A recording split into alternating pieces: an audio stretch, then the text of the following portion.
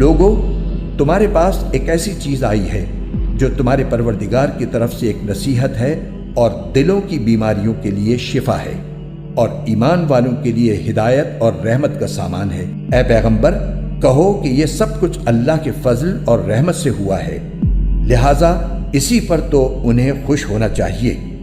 یہ اس تمام دولت سے کہیں بہتر ہے جسے یہ جمع کر کے رکھتے ہیں۔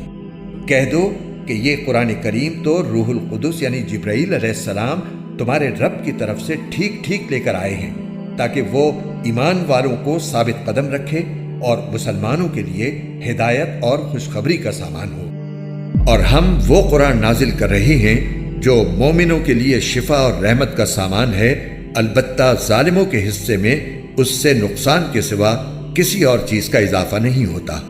اے پیغمبر، جو کتاب تمہارے پاس وحی کے ذریعے بھیجی گئی ہے اس کی تلاوت کرو اور نماز قائم کرو، بے شک نماز بے حیائی اور برے کاموں سے روکتی ہے اور اللہ کا ذکر سب سے بڑی چیز ہے، اور جو کچھ تم کرتے ہو اللہ اس سب کو جانتا ہے۔ اور مسلمانوں، اہل کتاب سے بحث نہ کرو مگر ایسے طریقے سے جو بہترین ہو، البتہ ان میں سے جو زیادتی کریں ان کی بات اور ہے، اور ان سے یہ کہو کہ ہم اس کتاب پر بھی ایمان لائے ہیں جو ہم پر نازل کی گئی ہے اور اس پر بھی جو تم پر نازل کی گئی تھی، اور ہمارا خدا اور تمہارا خدا ایک ہے اور ہم اسی کے فرما بردار ہیں۔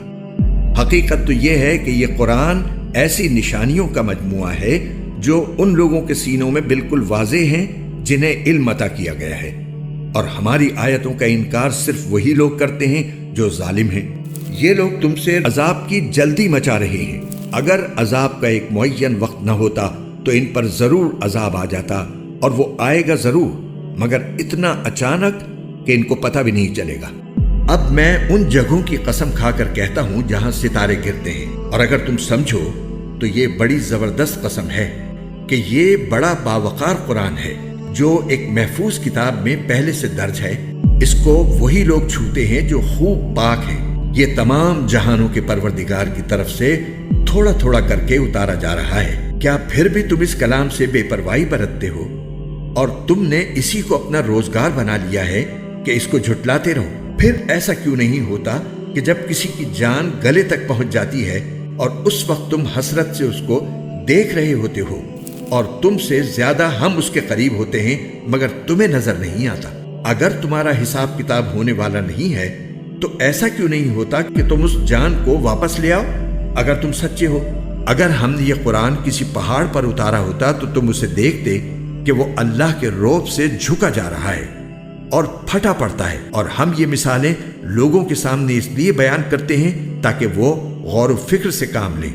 اور تمہارے رب کا کلام سچائی اور انصاف میں کامل ہے، اس کی باتوں کو کوئی بدلنے والا نہیں، وہ ہر بات سننے والا ہے، ہر بات جاننے والا ہے۔ اور اگر تم زمین میں بسنے والوں کی اکثریت کے پیچھے چلو گے تو وہ تمہیں اللہ کے راستے سے گمراہ کر ڈالیں گے۔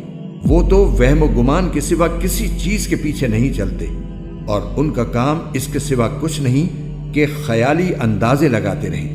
یقین رکھو کہ تمہارا رب خوب جانتا ہے کہ کون اپنے راستے سے بھٹک رہا ہے، اور وہی ان لوگوں کو خوب جانتا ہے جو صحیح راستے پر ہیں۔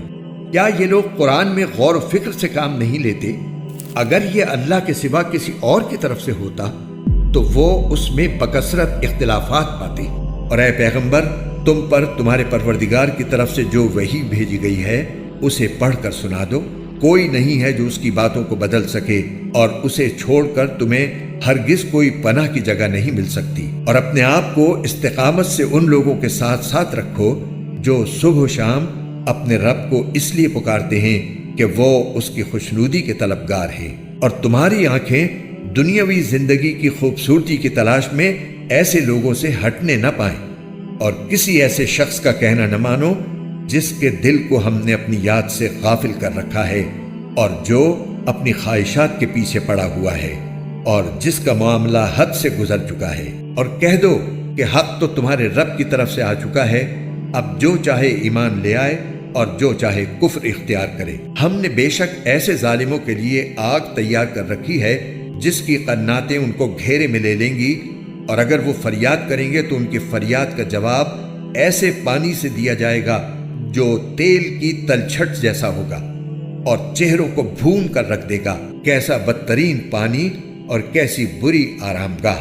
قسم ہے بارش بھرے آسمان کی اور پھوٹ پڑنے والی زمین کی کہ یہ قرآن ایک فیصلہ کن بات ہے اور یہ کوئی مذاق نہیں ہے۔ بے شک یہ کافر لوگ چالیں چل رہی ہیں اور میں بھی اپنی چال چل رہا ہوں، لہٰذا اے پیغمبر تم ان کافروں کو ڈھیل دو، انہیں تھوڑے دنوں اپنے حال پر چھوڑ دو۔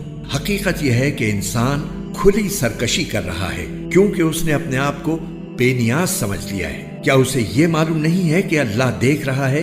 ایک وقت آئے گا جب یہ کافر لوگ بڑی تمنائیں کریں گے کہ کاش وہ مسلمان ہوتے۔ اے پیغمبر انہیں ان کی حالت پر چھوڑ دو کہ یہ خوب کھا لیں، مزے اڑا لیں اور خیالی امیدیں انہیں غفلت میں ڈالے رکھیں، کیونکہ عنقریب انہیں پتہ چل جائے گا کہ حقیقت کیا تھی۔ کوئی قوم اپنے معین وقت سے نہ پہلے ہلاک ہوتی ہے اور نہ اس سے آگے جا سکتی ہے۔ حقیقت یہ ہے کہ یہ ذکر یعنی قرآن ہم نے ہی اتارا ہے اور ہم ہی اس کی حفاظت کرنے والے ہیں۔